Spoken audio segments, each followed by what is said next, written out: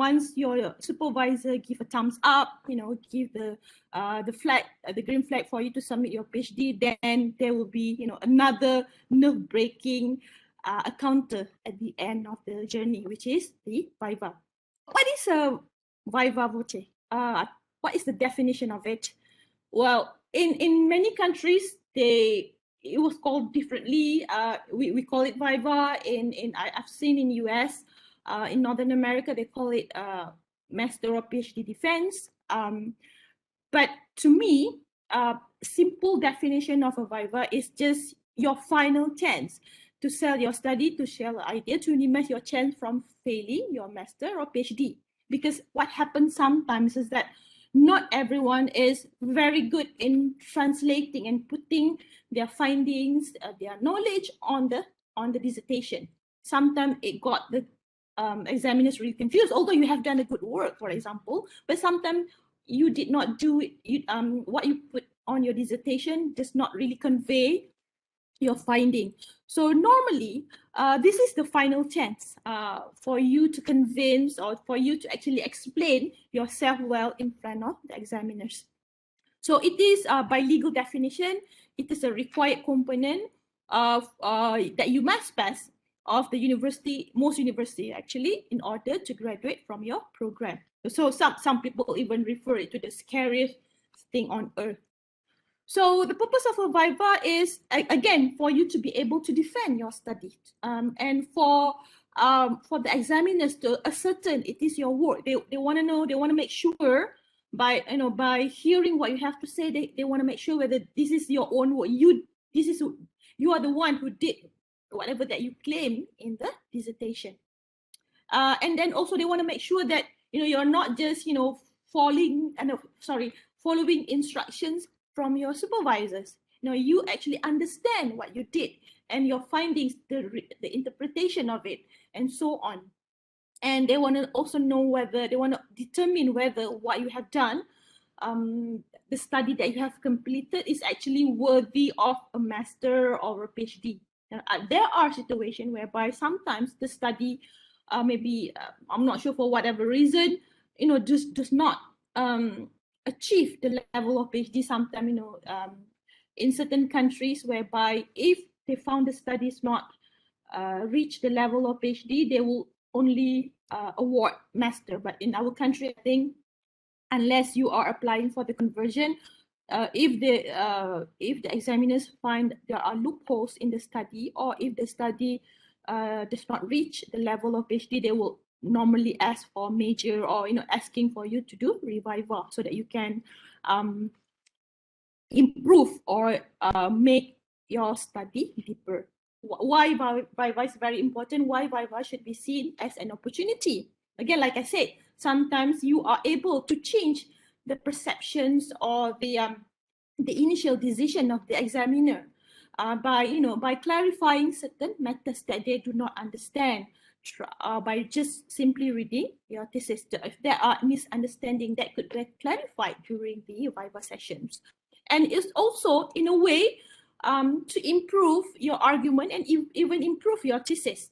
Because again, like I said, this will be your baby. Your thesis will be your baby, even though not many people, regardless whether not many people are going to read it. At the end of the day, this will be something that you should be proud of. You want to put it on the top shelf, for example. So you want a good thesis.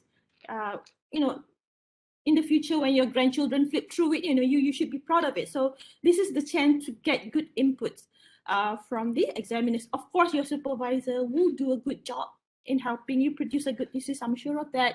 But sometimes another perspective will be helpful as well to improve your thesis. And then again, to give you the opportunity to defend this thesis in person. Because again, like I said, sometimes there are clarifications that need to be explained orally rather than just through the written.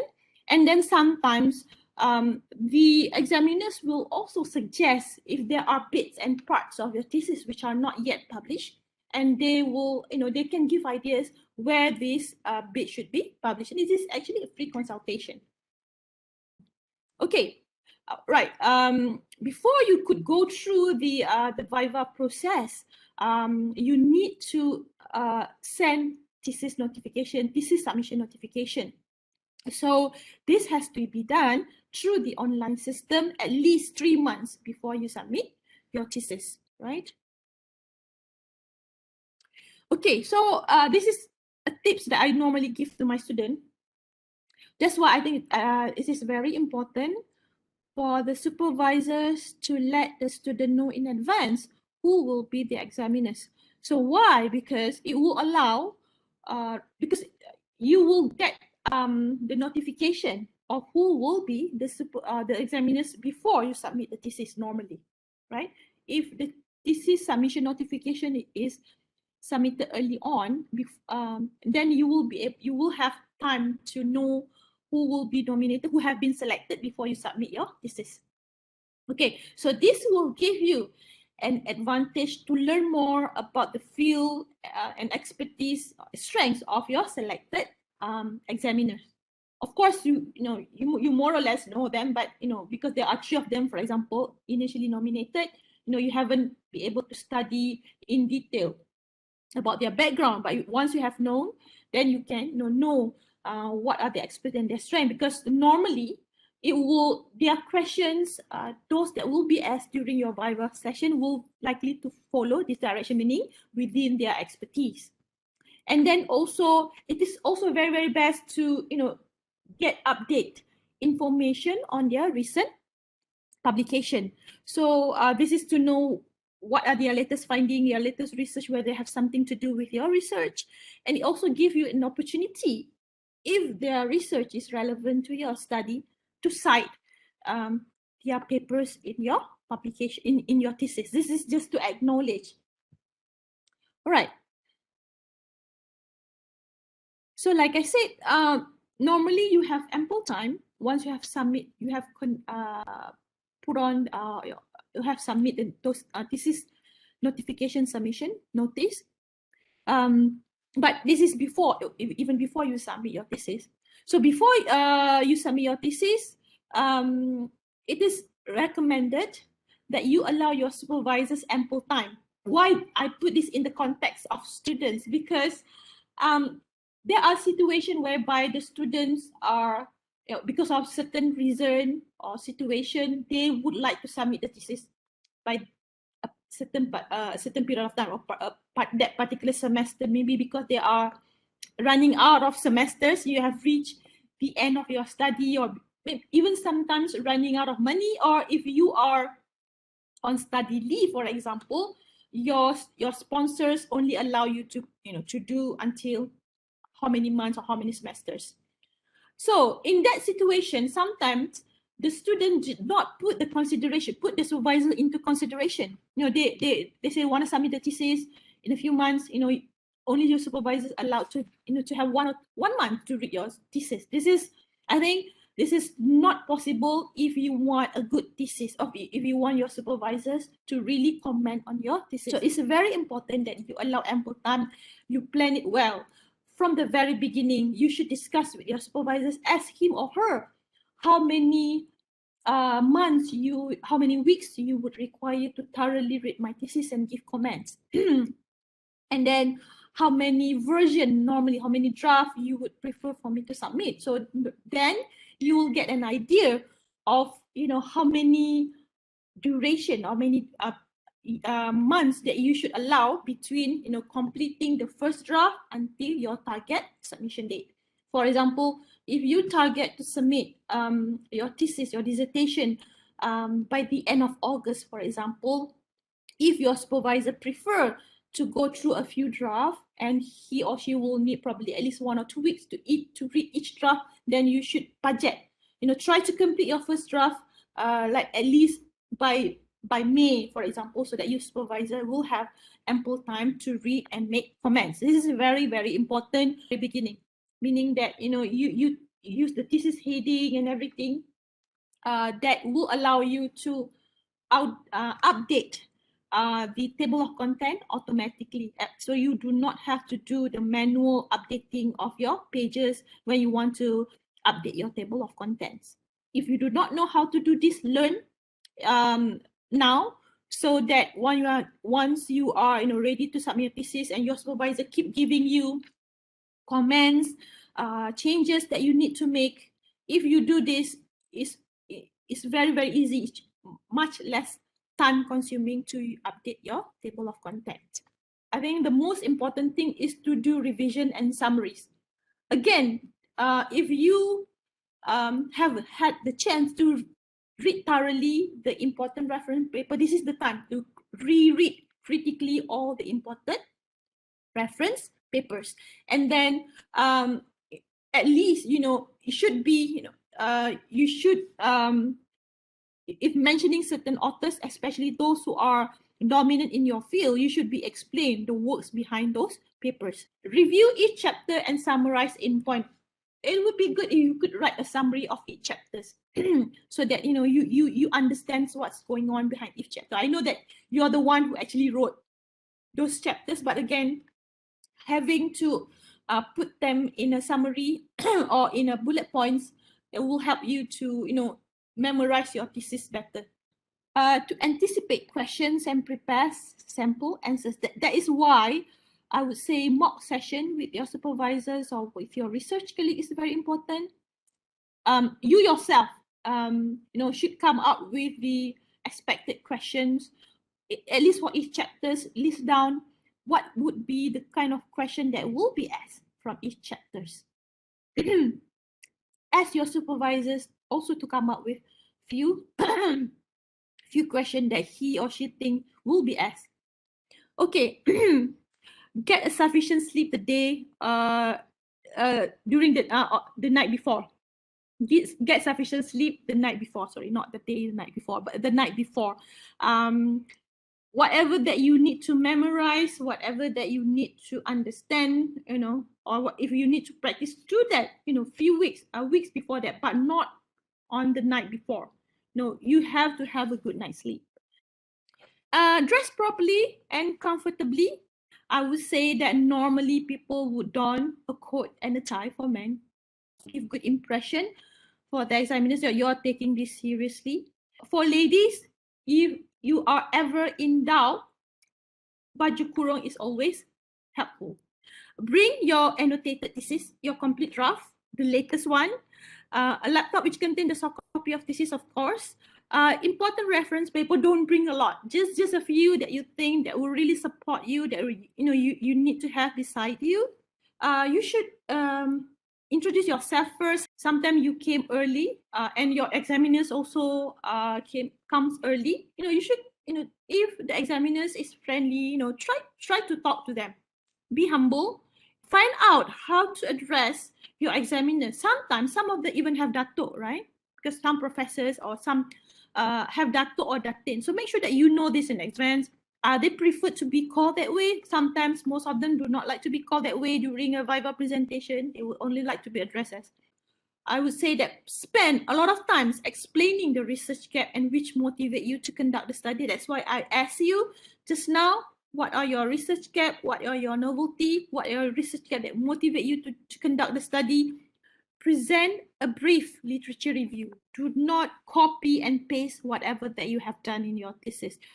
Dedicate majority of your time in presentation. Remember, you have only 20 to 30 minutes. So you want to highlight your research gaps and your findings and what are your contribution to the knowledge. The examiners will start by giving general comments. General comments about the whole the study, about the thesis itself. They will not go to the chapter yet. They will say that, we feel that you have done a good job. We feel that what you did actually worth of a PhD or master, but we feel that you need to, give further clarification on certain subject matters. So they will give this comment first, and then once both examiners have give this general comment, they will start going to chapters by chapter. Normally they will go to chapter 1 until chapter 4, 5, and then they will come back and go through the abstracts and topics. So this is commonly how the question and answer session go. Okay, so in that case, anticipate there are doubts or I would not say doubt, there are misunderstanding or further things that need to be clarified, right? Take notes, but don't overtake the notes. What you should not do is argue, right? Let's say the examiners pointing out things that you do not agree about. Do not get overworked with it. Do not be angry about it. Stay calm. Offers your personal views, but in a polite manner. So do not be defensive. Defending your thesis and being defensive is two different things. Okay. So remember, first impression is very, very important. Like that's why I said dress properly, but also comfortably for you. Come at least for physical, I would say for both, I guess. Come half an hour early to set out your presentation to make sure that, sometimes normally you would use your own laptop, for example, but sometimes things happen. If you need to change laptop, there will be still time for the school to get a new laptop for you. It's very, very important to interact with your audience. Audience here means your examiners, chairperson, and so on. So make eye contact. Do not, even if you are nervous, do not only solely look at your screen or your laptop screen or even the the back screen. And don't point out your own weaknesses. Very important. Don't say I'm so nervous, or I did not know how to do certain things. Do not. They may find out later, but you do not need to point out your own weaknesses. If you start to panic, no, you can ask for bathroom break. You can ask for a break, even 5-minute break. It's okay. They will understand. Common mistakes of Viva session presentation are normally because the student or the candidate are so worked out with their slides, with the thing that they want to say, try to memorize so many things, they forgot to interact with the panel. Or sometimes because they are too nervous, they avoid looking at the panel, no eye contact. So you don't want it. You want to have interaction with the panels. Again, badly prepared slides sometimes also spoil the mood, because if the examiners are too tired looking at the slide which are full of words, then they will start off the question and answer also with a spoiled mood. Okay, common mistake of Viva session question and answer. A lot of students say, I don't know. My supervisor only asked me to do this, but he or she didn't ask me to do that. No, it shows that you are not in control of your own study. When examiners ask you question, do not interrupt, but let them finish the question first. Do not interrupt them in the middle of the question. Do not talk about the thing that you are not being asked for. Do not explain things that will get you into deeper trouble. Do not go into that. Okay, so let's say you have finished the question and answer session. They will finally say that, okay, we have gone through everything. Thank you. The chairperson may say, now we would like to come to a decision. Normally, you will be asked to step from the room. Sometimes, depending on the chairperson, the supervisor will also be asked to step out from the room. The marking scheme is more or less the same, right? They have A until E. A means no correction whatsoever. So B1 meaning the corrections is minor. The amendments that you need to make are not so much. You probably just perhaps formatting, adding a few more literatures, or omitting certain sentences, updating your references, or redraw some of the graph or some of the figures, things like that, which they feel that you can do this under 3 months. Online Viva session. So I will say, as far as the before Viva session preparations, it's more or less the same. Mentally, in terms of the academic preparation, it's all the same. It's just that I think there are additional things that you need to be prepared when you have to go through online Viva session. So of course, assuming that you are not able to see your supervisor because of the situation, you have to conduct more online Viva session with your supervisor as well, just to see whether the flow is okay and whether it looks good on the screen. Sometimes it looks good on your screen, but when you have that Viva session or virtual Viva session, it doesn't look so good on the screen.